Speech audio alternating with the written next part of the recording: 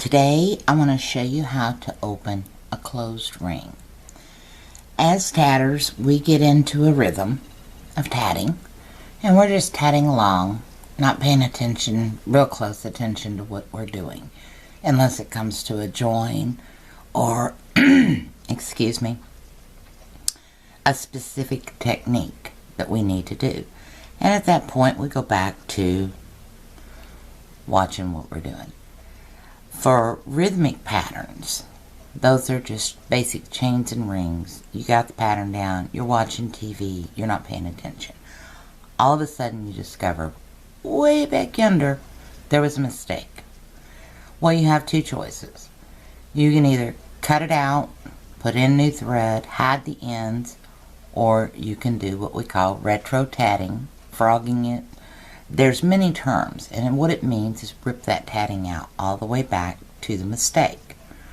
Now, for personal use, a lot of tatters just let the mistake ride and move on. Okay? But if you're showing this, you're tatting in a demo, contest or something like that, you have to fix your mistakes.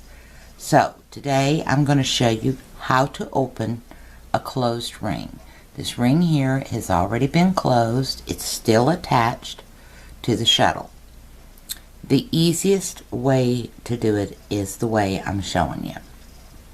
If you've got a picot, you can go right in where the picot's at. Doesn't matter where the picot is on that ring.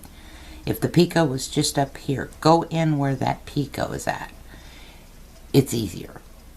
However, if the ring has no picots and it's just a decorative ring, you're going to have to go in between the double stitches.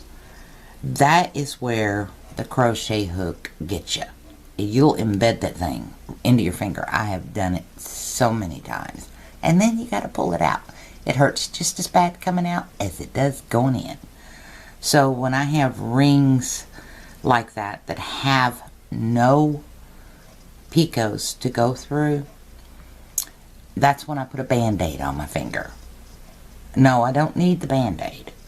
I need the padding in the band-aid to keep from going through and digging that crochet hook into my finger, because you're really working at it, trying to get between the double stitches.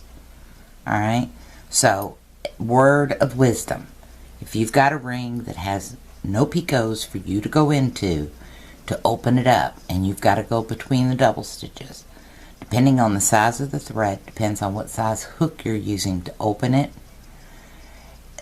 put a band-aid on your finger, save yourself some time, and you've got that extra bit of padding. After you're done, take the band-aid off. Alright, you can even use Scotch tape with a cotton ball. That'll work. So, word of wisdom, put a band-aid on.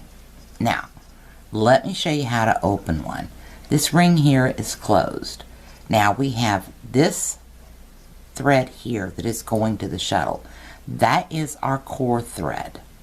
This here would be attached to another shuttle, normally.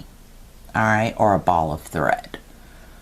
So, here we go. We're going to go down in between that picot. Alright, now what I want to do is I want to zoom in just a hair so that you guys can see what I'm doing up close and personal. Alright, now I went down in between that picot as if I was going to join. Now what you want to do is run it up through the ring. See how I've got it? There is where you're going to grab that core thread. That is the thread going to the shuttle in this demonstration. Now, once you get that core thread caught, okay, right there it is. You see it? Let's see if I can get a little bit of gap there so you can really see it. I'm not pulling on it yet. Alright, there's the core thread between the double stitches, center of the picot. What you want to do is hold that ring tight at the base. Take your crochet hook, grab that thread and pull it in increments. It takes time. It's not easy opening a closed ring. Alright? The next video I'm going to show you how to open a split ring the easy way. Now, once you get your core thread pulled up. See how mine's pulled up? The next thing you want to do is go down here where the ring joins together at the base and separate that just a teeny bit. Alright? This takes a little fidgeting. Won't lie to you. But you got to get it right there. Once you get it open, there are two methods. You can use what they call hackle pliers. These are hackle pliers. You find these in bait shops that are for fly fishing. This is what they use to tie the lures on the fishing line when they're fly fishing. Alright, and they're called hackle pliers. Now, I've already talked to Lisa at the Tatting Corner. She's going to see if she can't be a distributor for them, so that it'll be easier for you to find them. I know there's a lot of places that don't carry them, like Cabela's. No, they don't have it. Dick's Sporting Goods. No, they don't have it. Bass Pro Shops may have them. You may look up and get them there. But fly fishing is what they're used for. Alright? Or you can use these. These is a set of tweezers that beaders use for their beadwork. You see, they're crosshatch. It's because they have tension on them. You can use these. Anything that has a tension to it that looks like this. Alright? And they open like that. These open, same principle. See it? It's got that tension on it.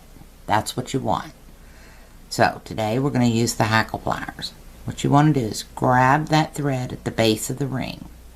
You want to pull that loop where you separated the picot. Pull it up.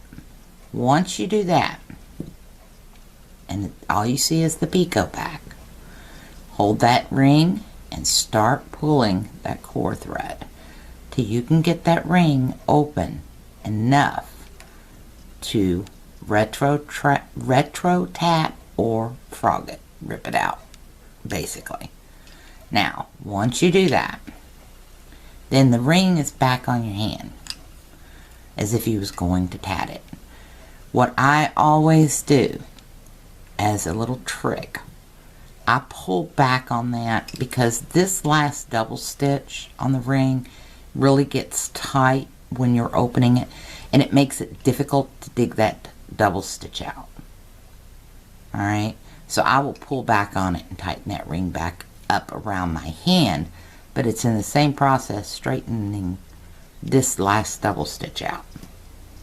So at that point, you're going to take your crochet hook. You can go up under the waistband of that double stitch. Alright, looks like a pair of pants. You want to go up underneath. They call it a cap as well, of that double stitch, and start working those stitches out back to your mistake. Okay, and you continue this until you get to the mistake, correct the mistake, and then reclose your ring. That's all there is to it, but you need some tools to do it with. You need the right sized crochet hook or pick for your double stitch, for your thread. You need either these or these kind of tools, hackle pliers or a beater's tool that's a cross. I think it's called a crosshatch pliers. I'm not for sure, but either one of these will work. So I hope you understand how to open a closed ring, okay? And in the next video, I'm going to show you how to open a split ring. That is the most difficult ring to open for me. So, until the next video, I hope you've learned something. Thank you so much for watching, and happy tatting.